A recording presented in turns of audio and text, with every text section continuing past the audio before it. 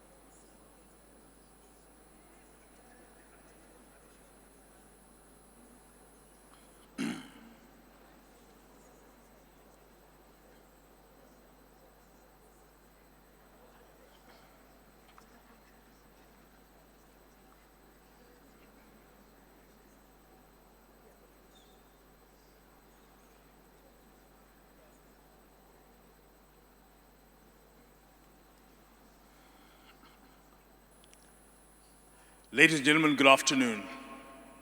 Welcome to an exciting and engaging second day of the inaugural Global DPI Summit. We're honored to have you here with us, and I'm certain that the engagements that we've had today and yesterday have been bold in terms of driving forward the digital transformation at a global level. At this stage, I want to talk about activities that are taking place in Africa. So Africa stands at the cusp of a transformative era where innovation and technology have the potential to shape the future of the continent. But this potential needs more than just technology.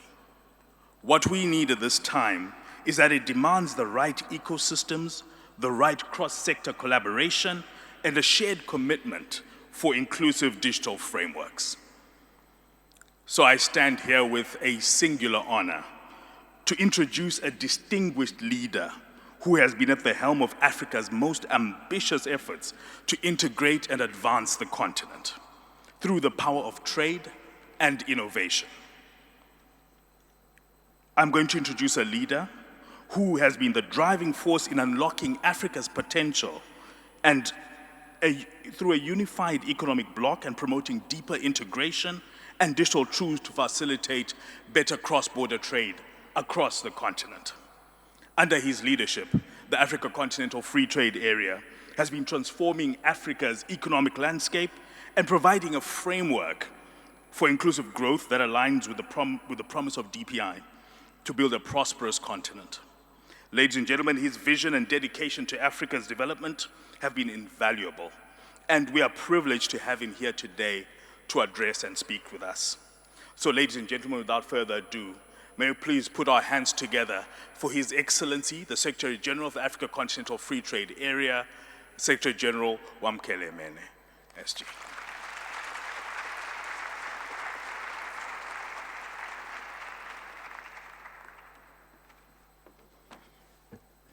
Thank you very much for the very, very warm welcome and introduction. I want to thank you for inviting us here today for this very important discussion. The organizers of the event and the AfCFTA Secretariat, we have a shared vision for how precisely the steps that we can take can transform people's lives through interventions that we can make in the digital economy.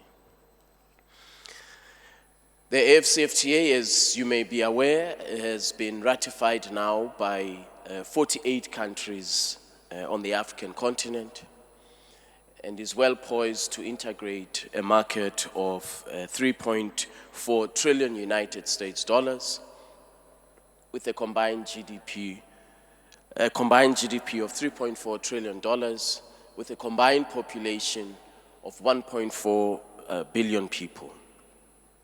Over the last 40, 50 years, Africa has been fragmented.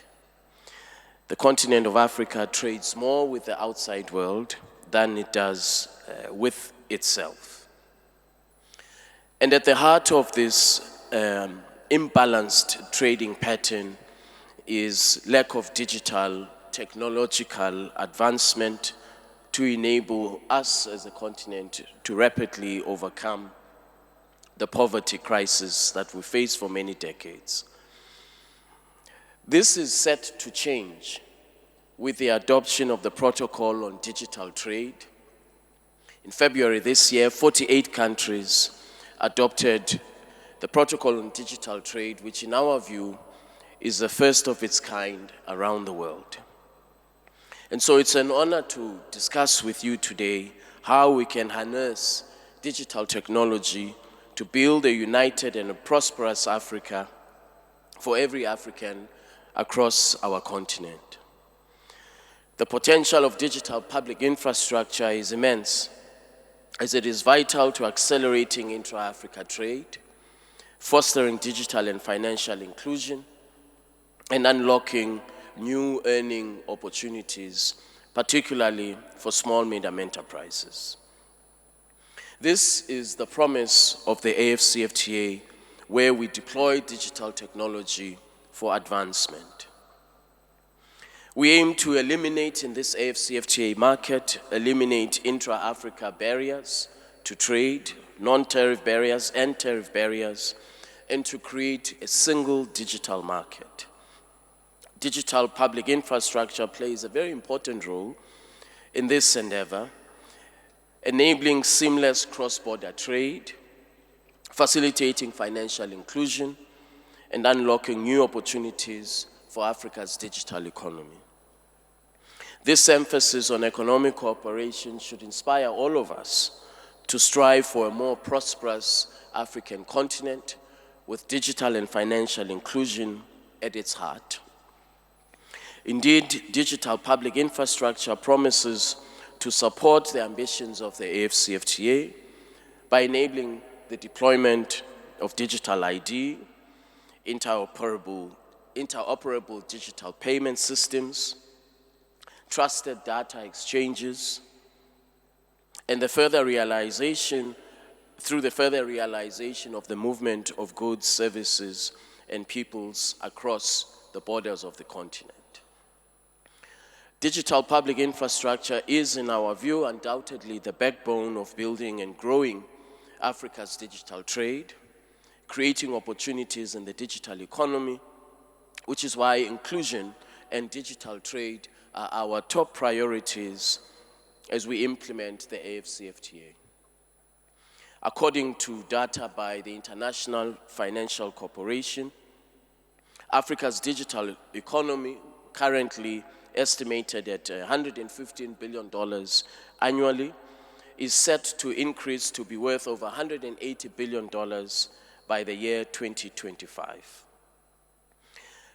If we make the correct strategic and policy decisions now to invest in digital public infrastructure, accelerating digital public infrastructure implementation can help the continent to double or even triple the numbers that I've just cited. By improving, for example, broadband connectivity and digital payment systems, we can significantly increase the volume of digital transactions, boosting Africa's digital economy. Let me pay attention to 2 or 3 areas which are integral to the AfCFTA digital strategy, as well as the AfCFTA protocol on digital trade. First, the protocol elaborates in detail on digital payments and the steps that should be undertaken to ensure that payments is affordable, accessible, and instantaneous.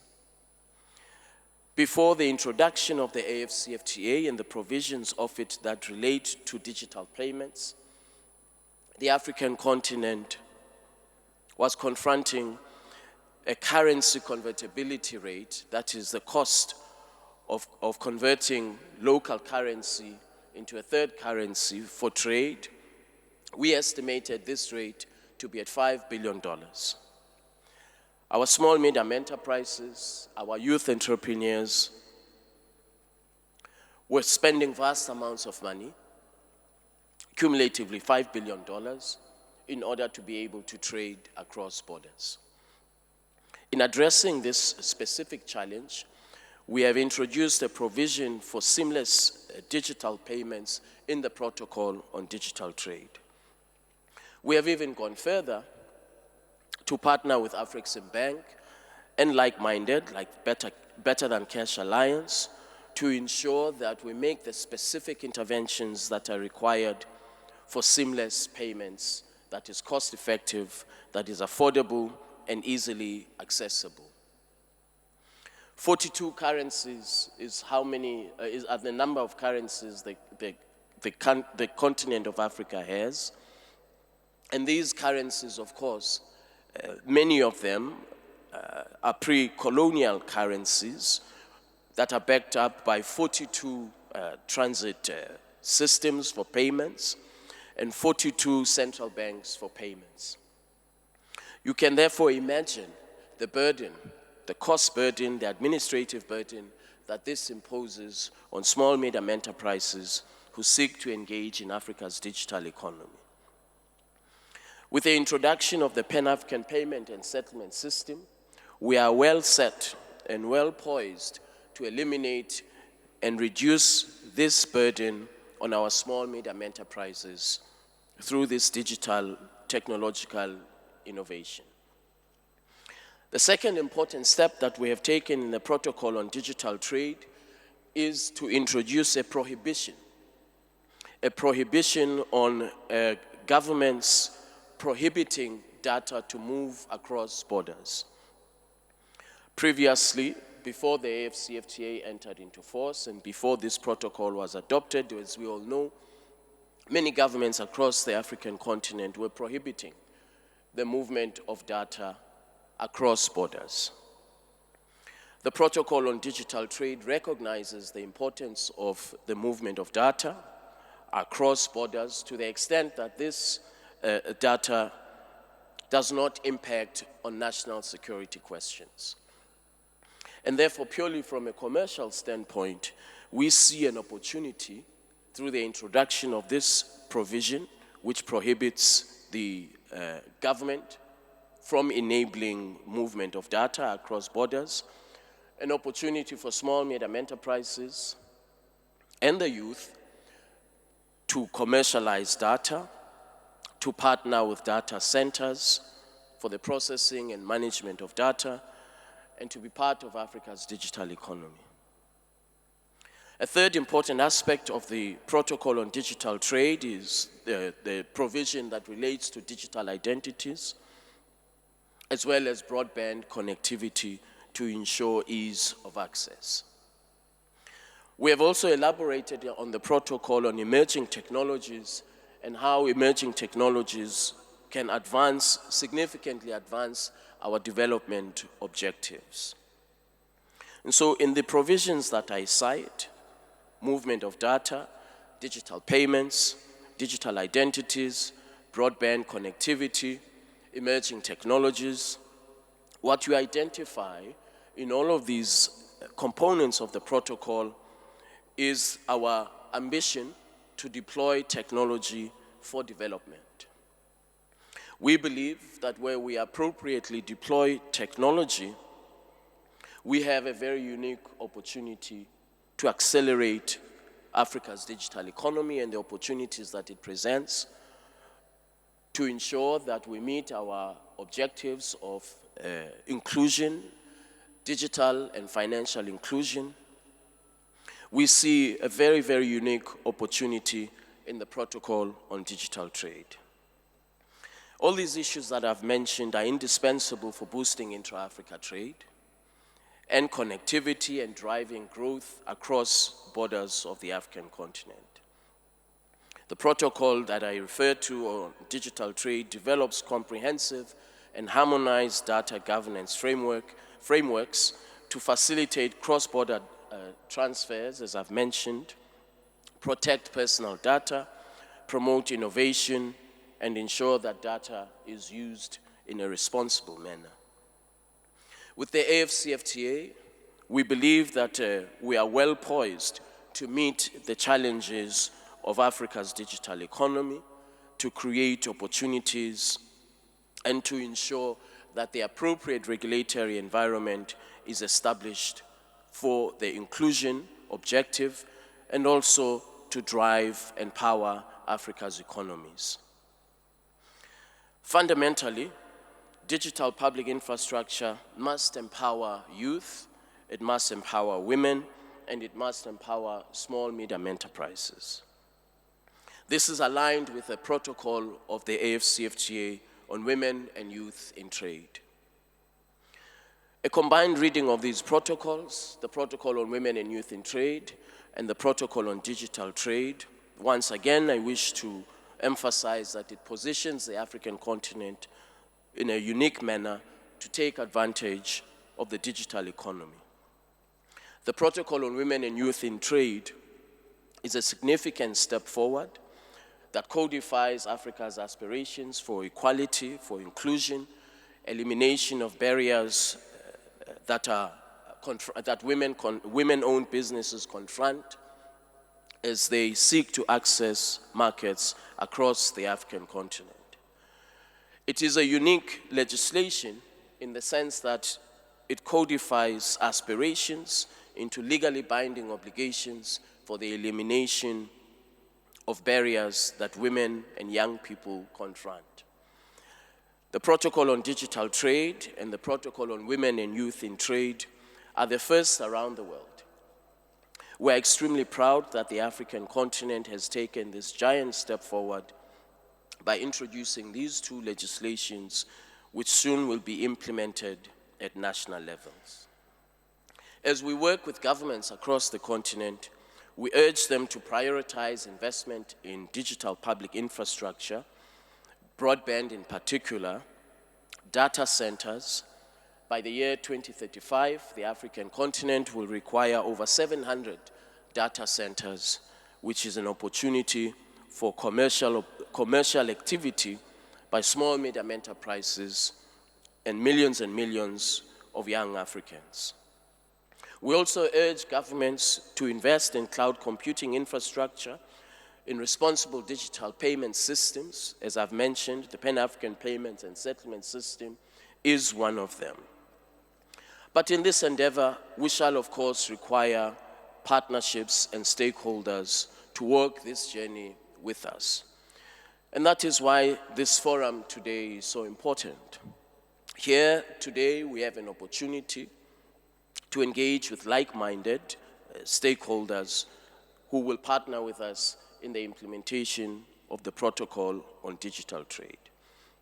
Our ambition is very simple, and the ambition is to deploy technology for Africa's development, to deploy technology to accelerate Africa's digital economy and access to it, to make sure that we create opportunities for small and medium enterprises. Over the last few years, we have engaged with Better Than Cash Alliance in observing border posts across the African continent. And what we saw was in some cases discouraging, in others very encouraging. Discouraging in the sense that we continue to see our smallholder farmers, our informal traders, having to spend vast amount of money to convert currency, local currency, to third currencies.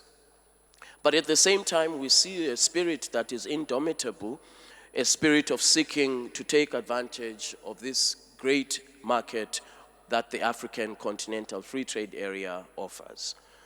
And so we have a very unique opportunity and a responsibility to make sure that Africa's digital economy and Africa's single digital market does indeed become a reality. I look forward to working with many of you in the room to make sure that we implement the protocol on digital trade and to create the opportunities that I'm sure all of us want to see. I thank you very much for your attention.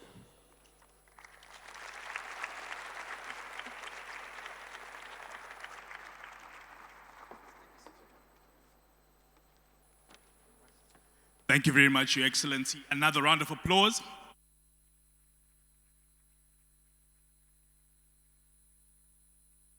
So, to have a discussion with His Excellency, please allow me to welcome a leader who has over 20 years worth of experience in areas of financial inclusion and also ensuring that underprivileged communities have a political and economic voice. At the moment, she is the CEO of the Digital Impact Alliance. Ladies and gentlemen, please put your hands together for Priya Vora.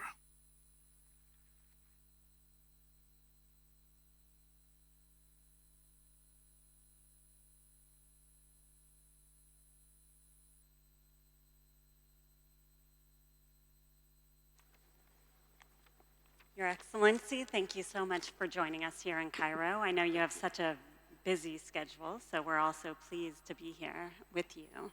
I know this room is full of people who want to know about the progress, the challenges, and really how they can help on the digital trade agenda. So we're going to dive right in. I think we've got about 15 minutes of Q&A. And for those in the audience, if we have time, we'll invite you to submit your questions on Slido. So you talked about the implementation, just getting started, and I wonder if you can just tell us, what does the implementation process look like for the digital trade protocol, and when we can expect it to get rolled out fully? Once again, thank you very much for the invitation to be here. The protocol on digital trade was adopted just this past February by the African Union. So we're still very much in early stages. However, as you may be aware, there are a number of countries in Africa that were already on course to meet some of the objectives of the protocol, even in the absence of the protocol itself. We know that, for example, Nigeria, Rwanda, Egypt, actually, South Africa, some of the leading countries in digital technology. But what we want to achieve through the protocol is to scale access to all of these various components of the protocol that I mentioned. And we want to scale that through particularly small, medium enterprises. So payments, for example, as I mentioned, is a significant challenge, but it's also a significant opportunity if we get it right. The cost again, as I mentioned, is exorbitant, $5 billion annually. So that $5 billion that we spend as Africans to trade amongst one another is $5 billion worth of innovation, competitiveness forgone. The second important aspect that I believe we will have to focus on as we implement the protocol is on movement of data. Yeah. We know that there are small, medium enterprises, there are youthful entrepreneurs who have the skills to commercialize data and to make a living out of the movement of data from one jurisdiction to the other. So we have said to governments, you are prohibited from prohibiting the movement of data across borders, which was a very difficult discussion. But once we assured that from a security standpoint, nobody is interested in military data, but we are interested in commercial data. So these are the components of the protocol that I believe we will have to work together to start implementing. Yeah. The final point I would make on this is how important it is to advance on Africa's development, leveraging on technology, and to do that in a way that gives people, for example, gives people access to markets, reducing the cost of payments, enabling the movement of goods and services through technology. This is the development dividend that we want to see out of this protocol.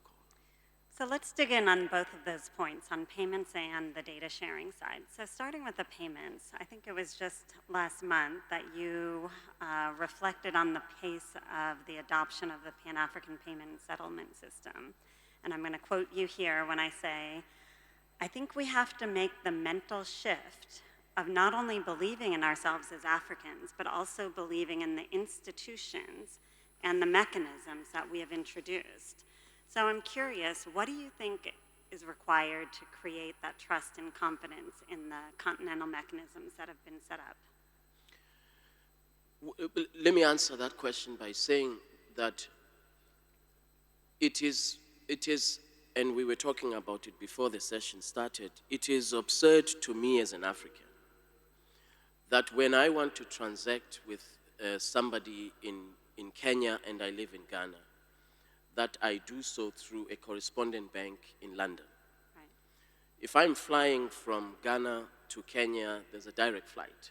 Right. I don't start in London. You have the FX costs and the transaction costs. Precisely. So similarly with payments, it should be that seamless and direct. And so what we have done with AfCFTA, recognizing that if we don't address this challenge of the cost of trade and the cost of currency convertibility, the continent of Africa will not be able to double intra-Africa trade by the year 2035.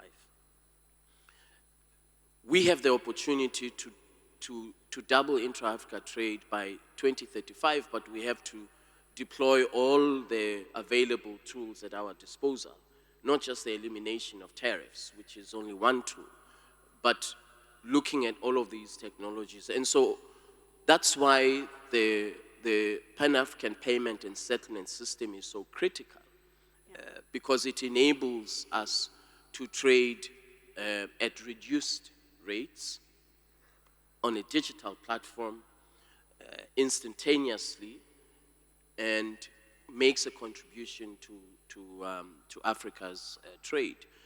Where my sense of concern arises is that we have created the Pan-African payment and settlement system, but some among us will continue to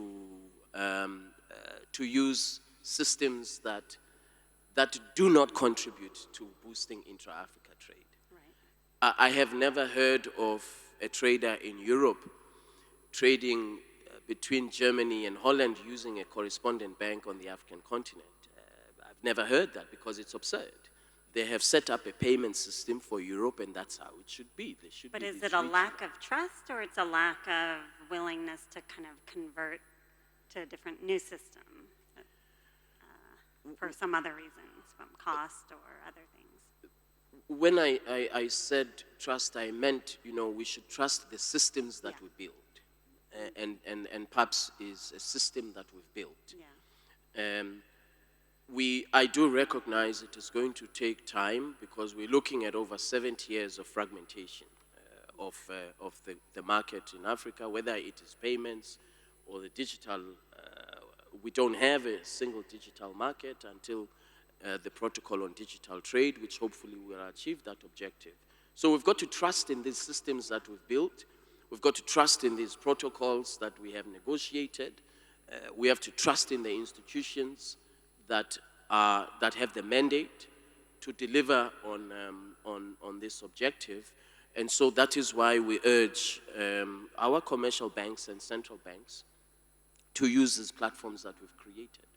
Now, I imagine the data sharing part is even trickier in some ways, as we've seen. Everyone thinks of data as a strategic asset, and sharing data is, as you mentioned, prohibitive before. So I wonder, what specific actions have you had to take to really convince the member states to think about both data sharing and shared data governance frameworks, while also protecting security and privacy? Well, first, it was a very difficult discussion, as you can imagine, from all angles, from a commercial angle and also from a security angle. But what we assured is that if you have a bank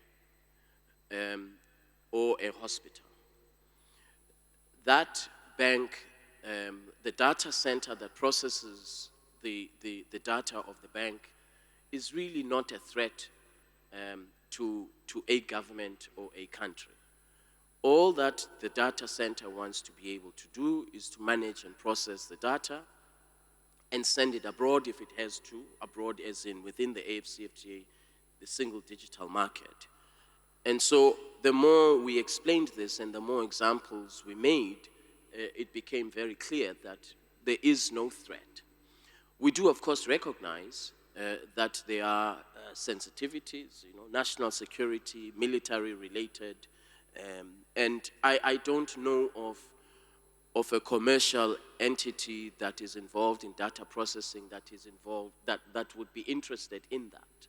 They tend to be very narrowly circumscribed, and they have to meet certain protocols through the ministries of defense and so on.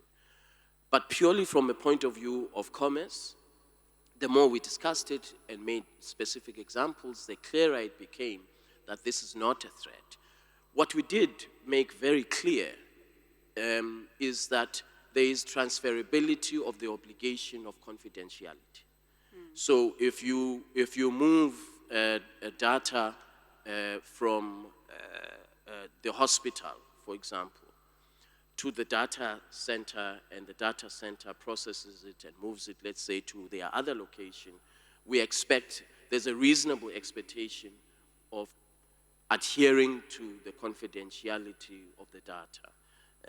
And this, I'm very pleased to say, was readily accepted as an obligation to create an environment where the public will trust that the data is not misused.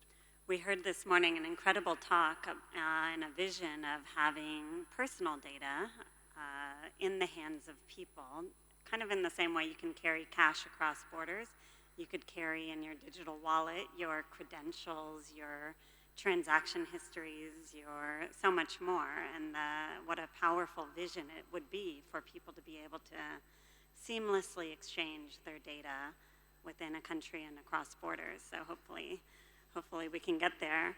So I want to give you a chance to talk to the room. We have great international partners who are keen to be helpful to this agenda. I think if successful, the AfCFTA, I think, is estimated to help lift 50 million people out of poverty in 10 years. So this is a community who cares about this, who wants to see it successful. And I wonder if you can tell them, what are the specific types of collaborations and partnerships and support either the AU needs or partner countries need to really make this vision of one single market a reality?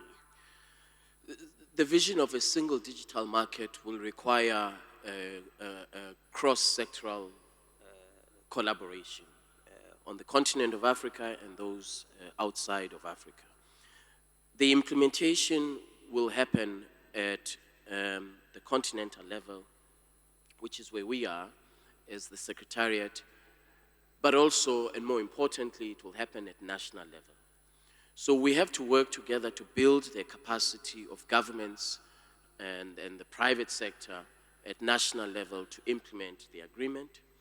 We have to work together to raise awareness and advocacy about the benefits of Africa's digital economy. We have to work together to train young people. We do know that already there are millions and millions of young Africans who are at the cutting edge of digital innovation, but we want more to be included in this very exciting era that we are in. And so I see potential for collaboration at national level, identifying those countries that are in a state of preparedness to start the implementation in earnest. And that's something that I believe we can look at across regions of the African continent. We also have an important task at continental level to build the capacity of the Secretariat itself. The colleagues, we have maybe 3 colleagues who deal with digital trade. That's it. For the entire continent. That's it. 3 people.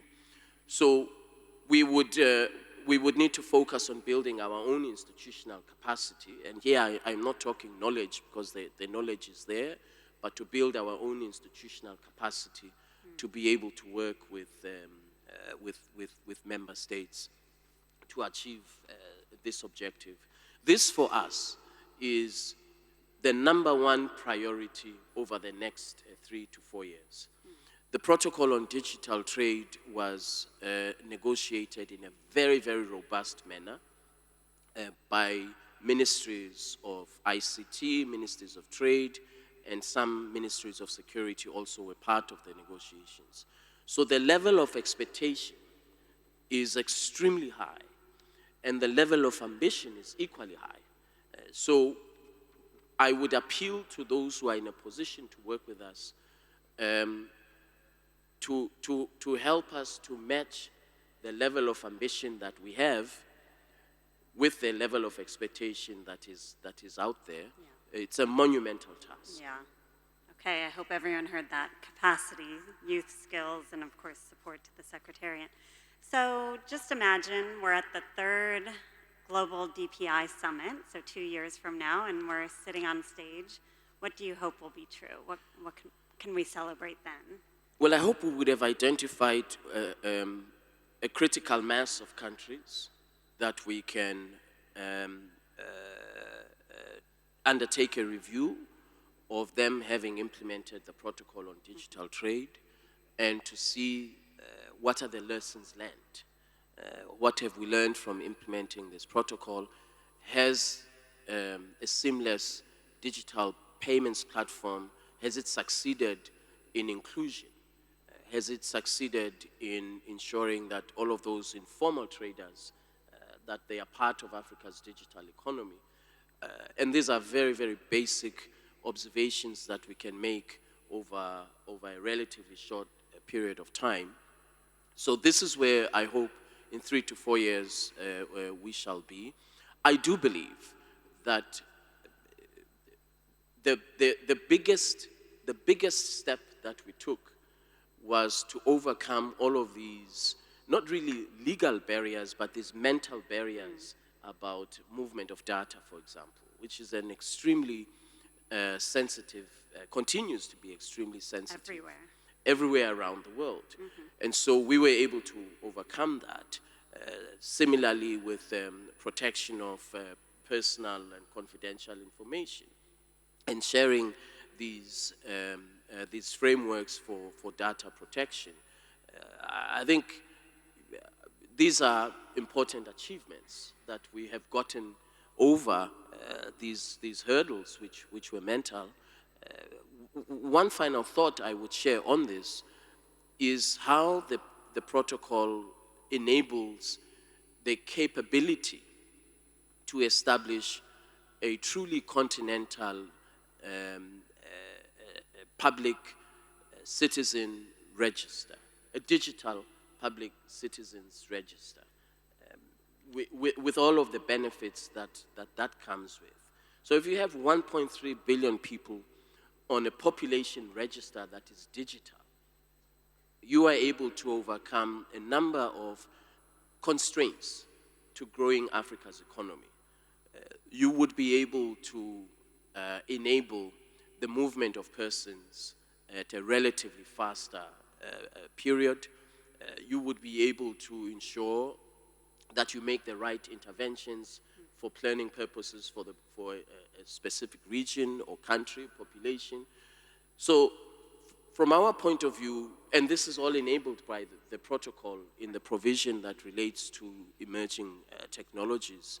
So the limit is the sky as to how far we can push this protocol, not just for Africa's technological advancement, which is important, but for inclusion, financial, digital inclusion, and advancing on Africa's development objectives. Well, it's so inspiring. I'm going to look for Garakai and just see if we've got time for a few questions. I can't see you. One question? Just a single one. Just one. One question. Okay, is there a brave soul who wants to raise their hand and ask a question? And if not, then I'm going to ask you to join me in thanking the Secretary General of the AfCFTA, and good luck. I hope we have a chance to see all those incredible milestones achieved. Thank you. Ladies and gentlemen, a round of applause, please.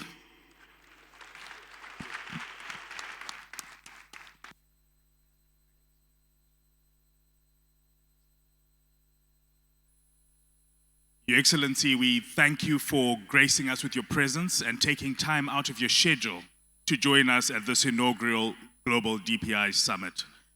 At this juncture, we come to the end of this session, and we look forward to the sessions that are coming ahead. Have yourselves a wonderful afternoon, and let's converge at the sessions coming later. Thank you.